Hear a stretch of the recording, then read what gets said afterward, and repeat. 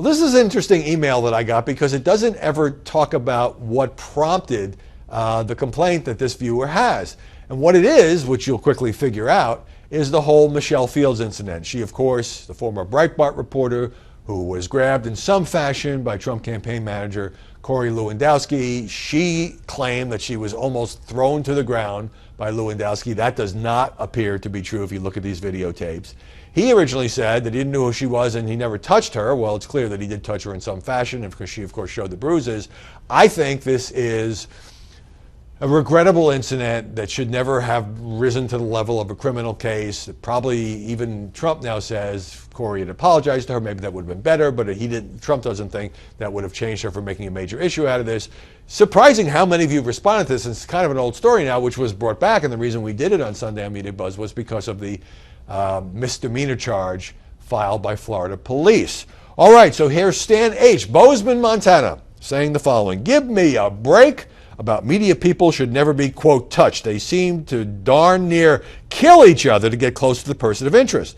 I say if any part of media equipment or person gets closer than 3 feet of an interviewee, they are fair game for any action the interviewee wishes to take without penalty. Jail time should also be applied at the interviewee's discretion if the 3-foot rule is violated. Sorry, the media are allowed way too much here. I don't care who we are talking about. If the media wants to be treated with respect, they need to show respect. There is very little of this lately."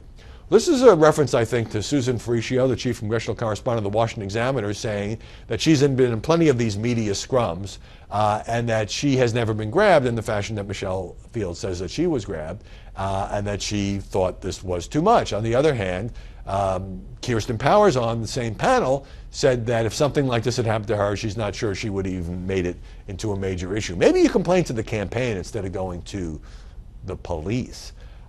And so what's fascinating about this is the way in which it seems to some of you, at least to Stan H., media people are asking for special treatment because Michelle Fields was pursuing Donald Trump, touched him a couple times, trying to get a question in after the press conference that she wasn't called upon. And look, I've been in so many of these things where I've gotten roughed up, smacked in the head by camera guys. I mean, that's the nature of media scrums.